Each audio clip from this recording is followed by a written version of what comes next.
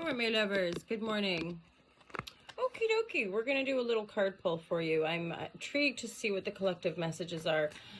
There's a lot of weight, there's a lot of heaviness at the same time. Visions might be opening up, dreams might be opening up for us. And there's definitely a sense of having to take the blindfolds off, right? Having to really face a reality, get really real about some of the agendas or narratives or the way the political environment is dominating. So that's where our spirituality and our deep presence and our awareness and our ability to love and know our worth and know our power to sort of stand down these fearful forces that are seemingly, just taking over our world. Hola. Oh, it's getting real, my lovers. Okay, divine guidance and loving clarity. This is for the Ultra Love Collective. What are the messages for Oyo? Divine guidance and loving clarity. Devil reverse. This could be sort of breaking free from some addictions as well.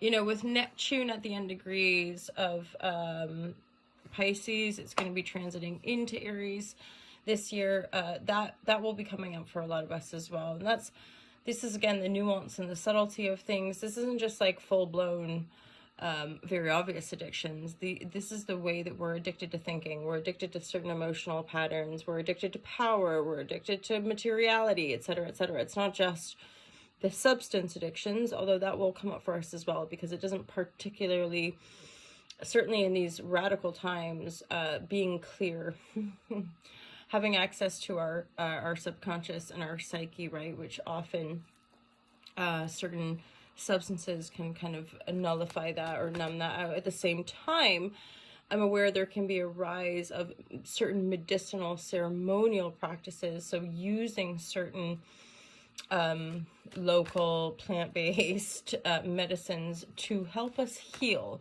There's always going to be a polarity. There's always going to be a light side and a dark side to this stuff, right? Like the media, there's a light side, there's a connectivity, there's a way for us to enhance our connectivity, but then there's all these shadows, and this is part of that Neptunian transit back and forth now, is us really having to look at our shadows, right? And integrate them and work with them. And ideally, from my perspective, choose love. Come on, you guys. We can do it. We can choose love. But holy shit. Pardon my French. Okie dokie. Divine guidance. What are the messages here? Yeah. There's the devil. There's two tens. They're not the good ones. 10 of sword, the countdown I'm hearing, but it's the final meltdown. This could be breakdown to breakthrough kind of energy. Feeling just done, energetically, like I'm done. I got no more energies here. And then so this is like also, these are all like connected. The 10 of Wands, right? So it's almost like maybe a series of events, seeing something and being like, whoa, again, these could be political things. It could be just personal things, getting a message from possibly someone younger, or like hearing something in the news, or this could be like a disappointing message that comes about a creative project. It could be so different, right, for everybody here. But something big and more than likely cyclical. So we round and round we go, right? Patterns are patterns because they're patterns. They help us learn things. Repetition.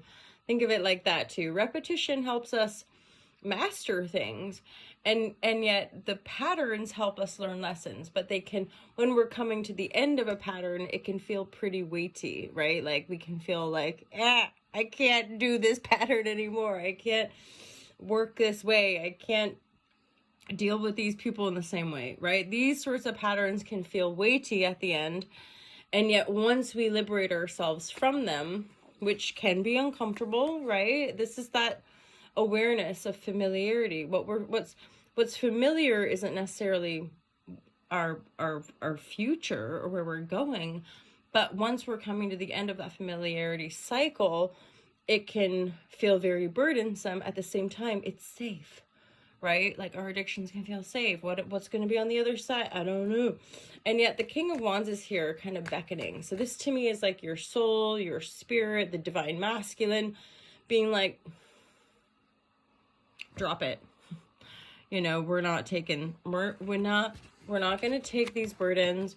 We're not going to take these cycles, these negative thinking, like people betrayed me in the past.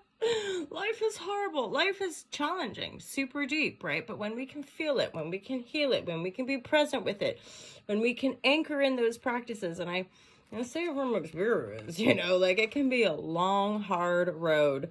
There's a movie called The Silver Lining, and I often think of it as I've continued on my own path, but that movie almost got to me with regards to just one thing after another, like setback, in a way that almost goes against the Hollywood narrative of like hard time and then shift and then yay, all better suddenly, right?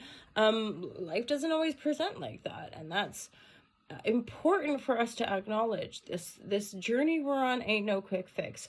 Our personal well-being, our own evolution, etc., is not some quick fix, and it's not out there in the ether in some different dimension. It's right here, right now, holla shazamming right in our faces. But it's up to us to like feel and sense and know our worth, to break through certain patterns, to pay attention to our thinking, right? This is the Page of Wands reverse. This is the Devil reverse. Be like, wait a minute. Who be thinking that thought? Why am I thinking that thought? And is it making me feel good? Is it serving me right now?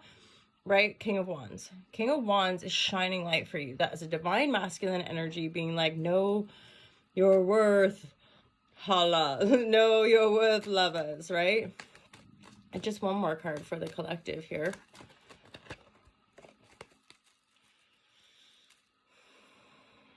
Yeah. So then there's a love energy here, 10 of Cups reversed. Some of you might be going through a bit of a disappointment around, okay, this could be again around family, but bearing in mind as well, there's huge dissolvings of the nuclear family, mom and dad and 2 kids, okay?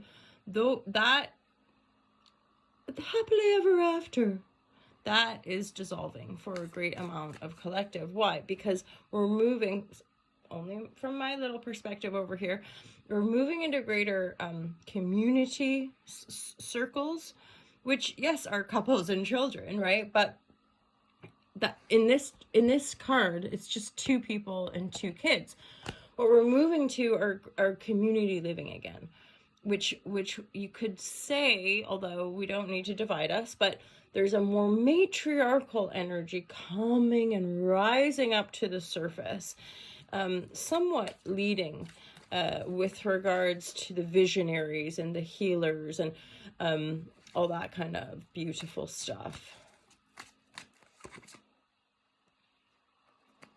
All right, thanks, cards. We're okay. We get it. This is the end, you guys, of really painful cycles.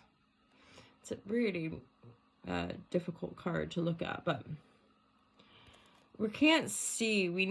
Sometimes we just need to let things die and trust. That's what a lot of the spiritual stuff is about. Letting go, surrender. We're not in control. Even though some of the airy-fairy or like toxic positivity, you create your reality, which again, yes, I want to re-edit some of the stuff in my book, but we're not in control. There's a little bit of nuance with regards to your reality.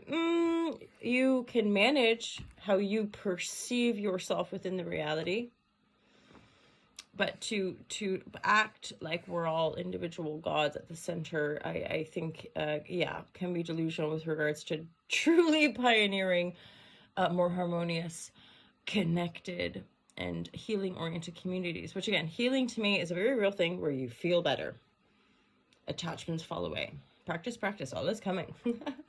Connect to the heart, my lovers. Okie dokie, I'm going to leave it there. Have a wonderful, magical day. I love you very much. I'm so appreciative for you, and I'll see you next time. Take care. Peace out.